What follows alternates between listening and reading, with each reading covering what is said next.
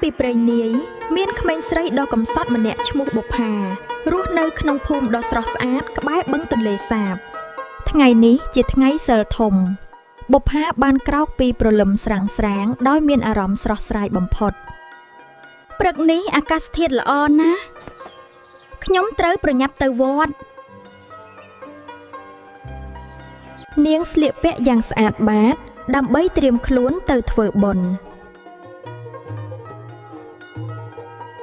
មុននឹងទៅវត្តបុប្ផាត្រូវទៅបឹងដើម្បីបេះផ្កាឈូកជាមុនសិនវ៉ាវផ្កាឈូកថ្ងៃនេះល្អណាស់នាងចោះទូកតូចមួយយ៉ាងប្រុងប្រយ័ត្ន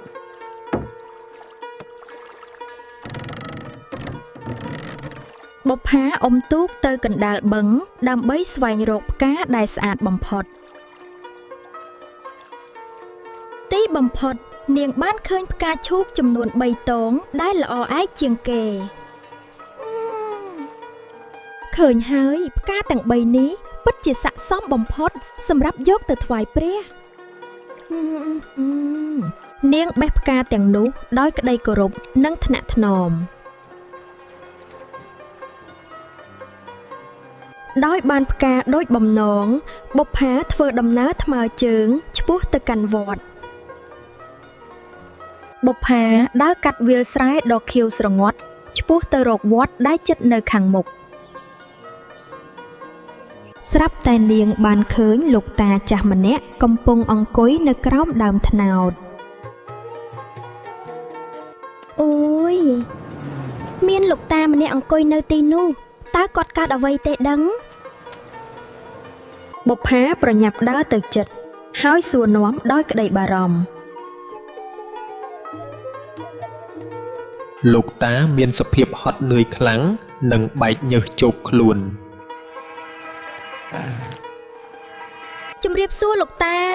តើលោកតាអញ្ជើញទៅណាហើយហេតុអ្វីបានជាអង្គុយហត់នៅទីនេះលោកតាបានប្រាប់នាងទាំងសំឡេងខ្សៅតាដើរឆ្ងាយខ្លាំងណាស់ឥឡូវហត់នឹងស្រេកទឹកពេកដើរលែងរួចហើយដោយក្តីអាណិតបុប្ផាបានជូនទឹកដែលនាងមានទៅលោកតានេះលោកតាអញ្ជើញពិសាទឹកសិនទៅខ្ញុំមានទឹកខ្លះដែរអរគុណកូនខ្ញុំកំពុងតែស្រេកទឹកណាស់លោកតាពិសាទឹកដោយក្តីត្រេកអរ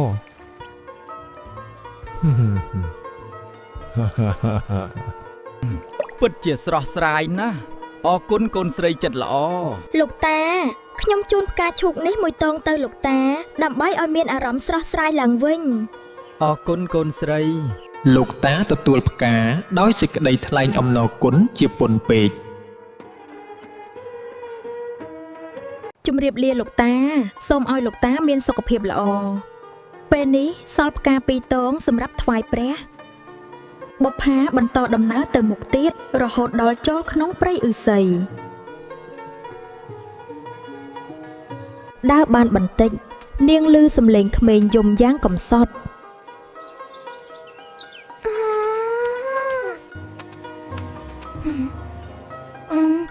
អុញដូចជាមានសំឡេងអ្នកណាយំតើមានរឿងអ្វីកើតឡើងប្អូនប្រុសហេតុអ្វីបានជាអង្គុយយំនៅទីនេះ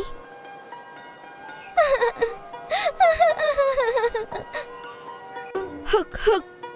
ខ្ញុំបាត់កូនក្របីខ្ញុំហើយរកកន្លែងណាក៏មិនឃើញដែរច្បាស់ជាត្រូវម៉ែវាយហើយបុប្ផាជួយដើររកមិនយូរប៉ុន្មានក៏ប្រទះឃើញកូនក្របីនោះកំពុងស៊ីស្មៅយ៉ាងរំភើយនៅក្បែរនោះ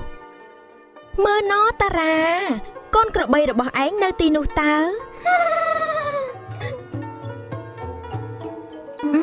ឈប់យំទៅណាកំភៃអីនេះផ្កាឈូកមួយតងសម្រាប់ឯងទុកជាកាដូទីបំផុតបុប្ផាបានធ្វើដំណើរមកដល់វត្តនាងនៅសល់ផ្កាឈូកតែមួយតងគត់សម្រាប់ថ្វាយព្រះនៅមុខព្រះវិហារនាងឃើញលោកយាយចាស់ម្នាក់កំពុងយំខ្សឹកខ្សួល